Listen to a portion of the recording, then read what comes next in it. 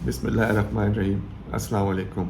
Smart health में खुश आमदीद। मेरा नाम डॉक्टर मोहम्मद फ़रीद अहमद है और जैसे कि मैंने आपको अपनी पिछली वीडियो में हमारी बॉडी के केमिकल हब या केमिकल फैक्ट्री लीवर के बारे में बताया था कि लीवर जो है उसके क्या नॉर्मल फंक्शंस हैं और ये हमारी बॉडी का सबसे लार्जेस्ट एंडोक्राइन या ऑर्गन या ग्लैंड है और ये कितना हंगरी ऑर्गन है कि 20% ऑफ द बॉडी एनर्जी जो है वो यूटिलाइज करता है और ब्रेन के बाद सबसे एक्टिव जो ऑर्गन है वो लीवर है। तो आज हम बात करेंगे फैटी लीवर के बारे में।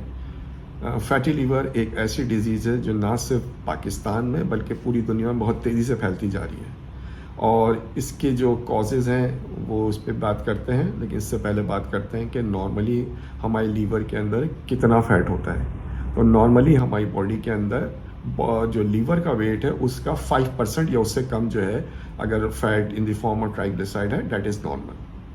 अगर इससे ज़्यादा यानी 5 to 10% है तो ये स्टेज 1 फैटी लीवर डिजीज़ कहलाएगी और अगर ये बढ़ के 10 to 25% तक चला जाए तो ये कहलाती है फैटी लीवर ग्रेड 2 और अगर ये बढ़ के ग्रेटर दैन 25% और 30% तक चला जाए तो ये कहलाती है फैटी लीवर ग्रेड 3।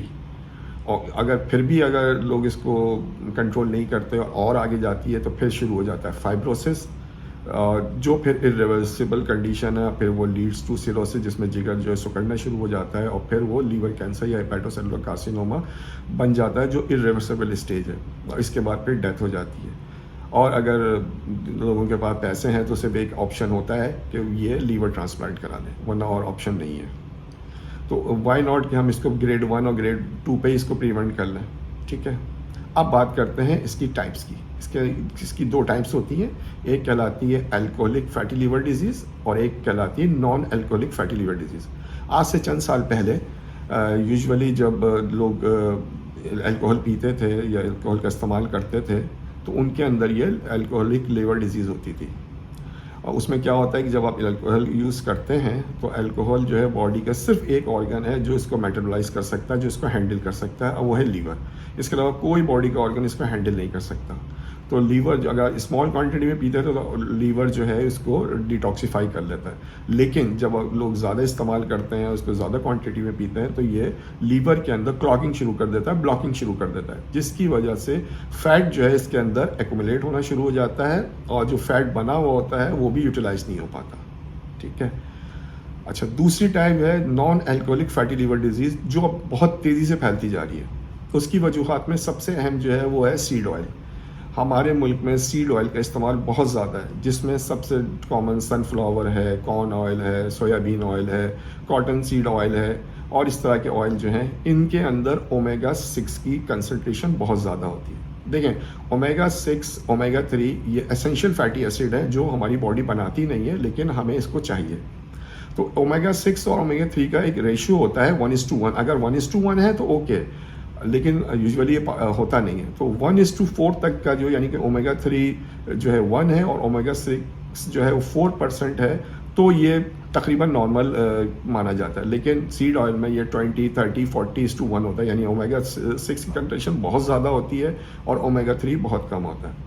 इसकी वजह से जो है लीवर के अंदर सेम वही क्लॉगिंग होना शुरू हो जाती है, जिसकी वजह से लीवर के जो ये फंक्शन है कि फैट को जो है वो डिटॉक्सीफाई करे, उसको मेटाबोलाइज करे, वो उसकी सलाहियत कम होती चली जाती है।